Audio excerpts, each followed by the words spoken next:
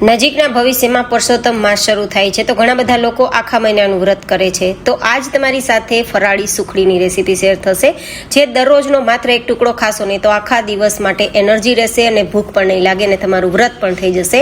તો ગમે ત્યારે તમારે કોઈ પણ વ્રતમાં ખાઈ શકાય તેવી એકદમ દાણેદાર, સુપર સોફ્ટ, મોંમાં જતા ઓગળી જાય તેવી સુખડી કઈ રીતે તૈયાર કરવી તેની રેસીપી જોશું। તો ચલો રેસીપી શરૂ કરીએ।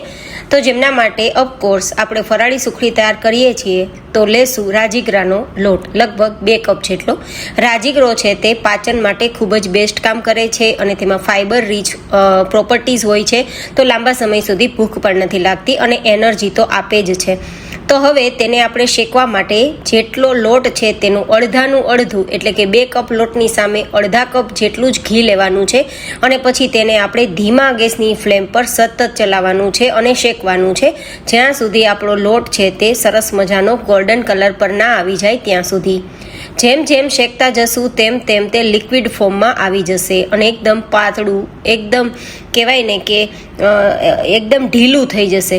જુઓ તમે અત્યારે એકદમ ઉપર ઘી પણ દેખાય છે અને ઘીના બબલ્સ થવા લાગે ને ત્યાં સુધી શેકવાનું। પછી તેમાં એલચીના દાણા થોડા અધકચરા વાટેલા મિક્સ કરી દેશું સારી ફ્લેવર માટે અને બસ પછી આપણે એક વસ્તુ ચેક કરવાની, લોટ શેકાઈ જાય ને તો ઘી ઉપર આવવા લાગશે અને કડાઈને છોડવા લાગશે ત્યાં સુધી શેકવાનું। જો લોટ કાચો રહેશે ને તો આપણી આ સુખડી દાંતમાં ચીપકશે અને લાંબા સમય સુધી સારી પણ નહીં રહે। તો બસ આટલે સુધી લોટ શેકાઈ ગયા બાદ નીચે લઈ લેવાનો છે અને તેને થોડો ઠંડો કરવાનો છે લગભગ 5 મિનિટ માટે।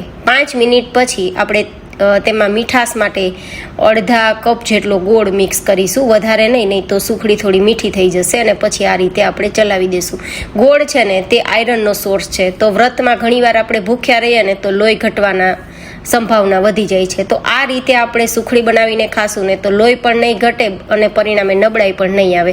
અને આમાં ગોળ છે તો ઘણા બધા લોકોને થશે ગોળ ગરમ લાગે છે, પણ એવું નથી। એક ટુકડો ગોળ આપને ગરમ નથી લાગતો, માત્ર હિમોગ્લોબિન વધારે છે। તો હવે ઘીથી ચીકણી કરેલી પ્લેટમાં પાથરી દેશું, ઉપરથી પિસ્તા આપણે સ્પ્રિંકલ કરી દેશું અને પછી તેમે આપણે ચોઈસ પ્રમાણે ટુકડા કરી એન્ડ ધેન થોડું ઠંડુ થવા દેશું એકદમ, જેથી આપણા ટુકડા સરળતાથી બહાર નીકળી જાય।